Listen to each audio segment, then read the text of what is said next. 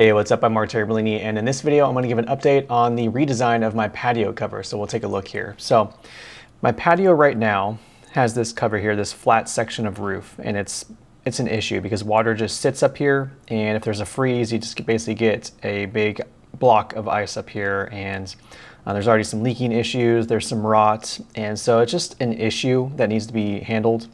And I don't want to spend the money, but it just needs to be done. So basically, I am working with an engineer and architect to figure out how to basically rip this out and how to redesign it to make it shed water a little bit better, or divert water a little bit better than just sitting here. And he's going to send over a couple different options. He said this is the easiest one, probably the most cost effective. So right now the roof is right here, just this flat section.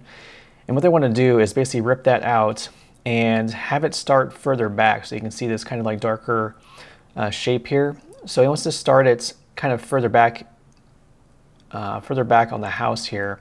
And then it'll be angled all the way down. As you can see here, it's 2.5 by 12. So it basically goes up 2.5 inches for every foot or so.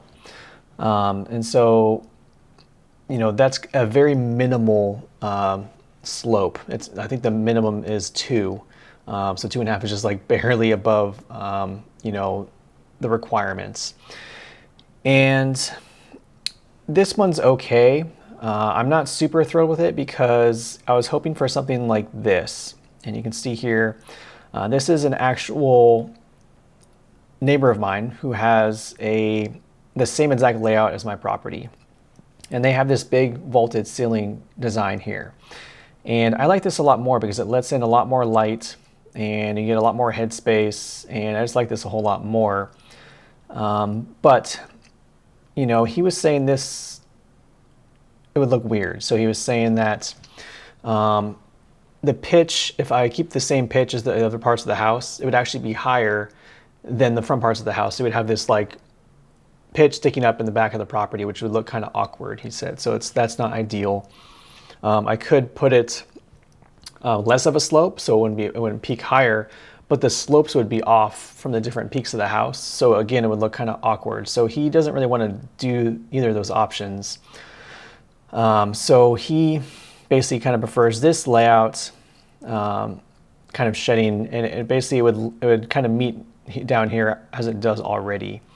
The only difference is it would be a foot higher. So I would get basically a foot more head clearance, and that's about it. But it would still be kind of like this flat, kind of sloping ceiling underneath.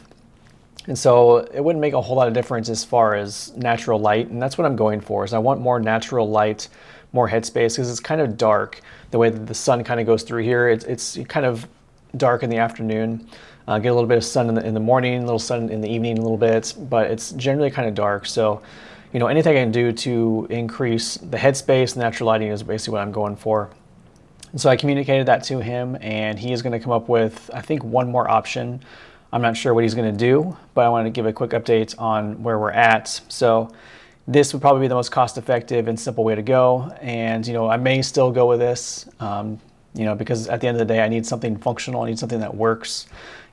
I want more natural lighting. I want more headspace, but it's not like, it's more of a want than a need. Because I can put in skylights. I can, take out a wall or something in the living room here just to open the space, have lighting from both sides. And so I can go about it different ways, but at the end of the day, I just need something that works.